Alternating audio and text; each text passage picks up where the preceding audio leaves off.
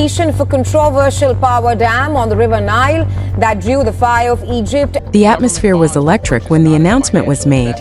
Ethiopia had officially completed the Grand Ethiopian Renaissance Dam, or GERD. Towering over the mighty Blue Nile, GERD now stands as the largest hydropower project in all of Africa. With its 11 massive turbines and a reservoir holding billions of cubic meters of water, it is not only an engineering marvel, but also a symbol of national pride, African ambition, and a powerful act of self-reliance. For more than a decade, GERD was a dream suspended in uncertainty, caught between financial constraints, diplomatic tensions, and technical challenges. Yet today it hums with energy, ready to double Ethiopia's electricity capacity and light up millions of homes. But this dam is not just a structure of concrete and steel. It represents a deep, national commitment. It is the result of 14 years of unrelenting work, and above all, the collective will of the Ethiopian people.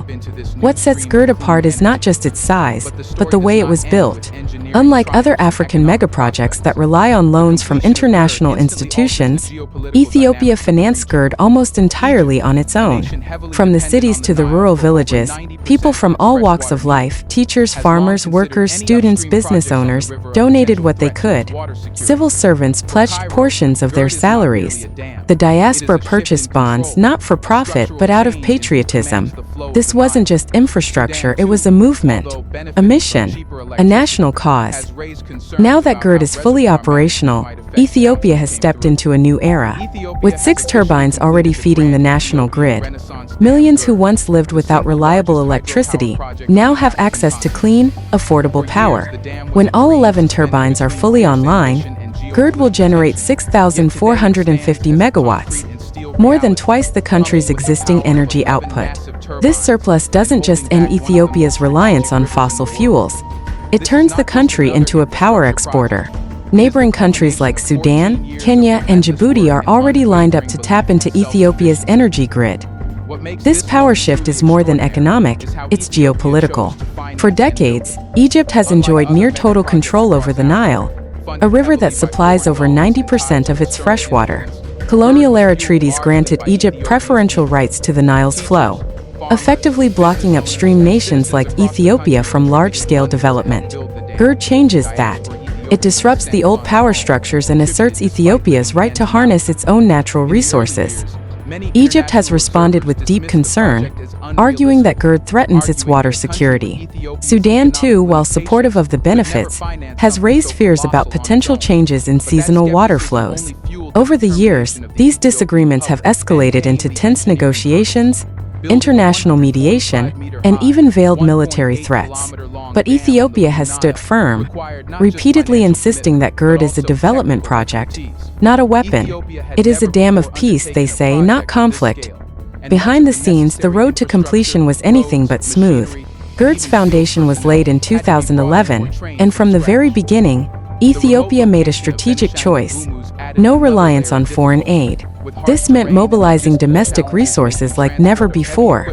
The government launched an unprecedented national funding campaign. People gave not because they were forced to, but because they believed in something bigger than themselves. Technically, the challenges were immense. Building a 145-meter-high dam in the remote and rugged Benishangul-Gumuz region required importing machinery, training local engineers, and constructing entirely new infrastructure from scratch. International contractors worked alongside Ethiopian teams, creating a new generation of skilled professionals in the process. These young engineers, many of whom were trained on the job, are now among the unsung heroes of the GERD story. Beyond the numbers, the dam has left a deep social impact. Thousands of workers lived for years in isolated camps, far from their families, working in difficult and sometimes dangerous conditions. Entire communities were displaced to make way for the massive reservoir. Promises of compensation and resettlement were not always delivered smoothly. These sacrifices rarely make headlines, but they form the human backbone of this monumental achievement. By the time the last turbine was installed in 2025, Ethiopia had not only built a dam, it had rewritten what is possible for an African nation. GERD is not just about water and electricity. It's about sovereignty. It's about a people who refuse to wait for foreign donors or global lenders to give them permission to develop. The effects of GERD ripple far beyond Ethiopia. Energy security is one of Africa's biggest development hurdles. Across the continent, blackouts are common. They shut down businesses, schools, and hospitals. GERD changes that equation, at least for East Africa. The electricity it produces is clean, renewable, and exportable. Through the Eastern Africa Power Pool, Ethiopia is poised to become an energy hub, supplying power to nations that have long struggled with shortages. Economically, this creates a chain reaction.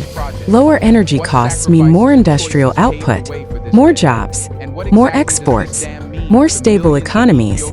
But GERD's impact is not just financial, it's psychological. It sends a bold message to the rest of Africa. We can build our future ourselves. For decades, large infrastructure projects in Africa were synonymous with Chinese loans, European consultants, and Western oversight. GERD defies that model. It shows that, with enough political will and public support, Africans can plan, fund, and execute their own megaprojects. It's a new playbook, one built on self-reliance. This shift fits neatly into a broader continental awakening. Look at Burkina Faso.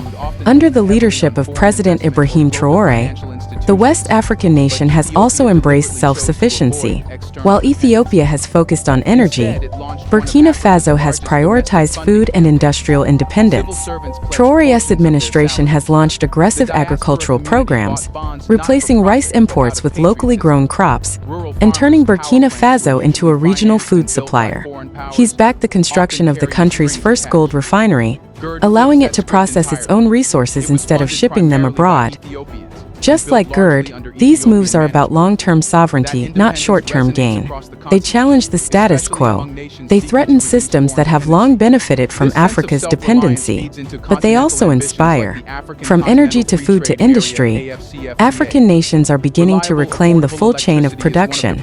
Not as charity, not as aid, but as strategy. Of course, with such bold moves come risks. GERD's reservoir stores 74 billion cubic meters of water. Egypt and Sudan worry about how fast that water will be released. They fear disruptions to their own agricultural systems, potential droughts, and the loss of fertile soil due to reduced sediment flow. Environmentalists have raised alarms about biodiversity loss, changes to fish populations, and increased evaporation. Add to that the human cost, displaced communities, altered ecosystems, and unresolved compensation claims. Ethiopia has promised that GERD will help stabilize river flows and reduce destructive flooding.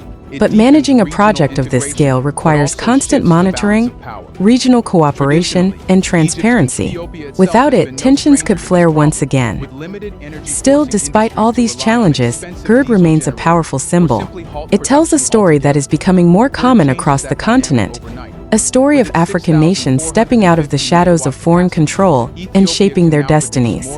It's no longer just about development, it's about dignity.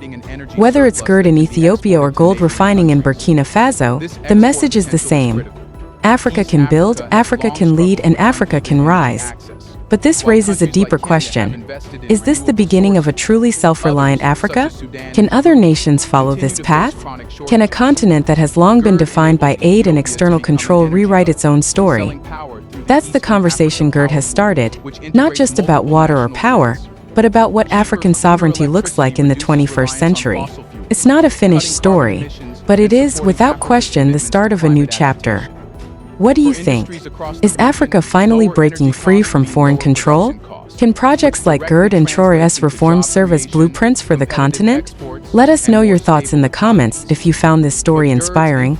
Be sure to like, share, and subscribe. At this channel, we bring you the untold stories of Black culture, African achievement, and the legacy of a proud people building their future. Until next time, stay tuned.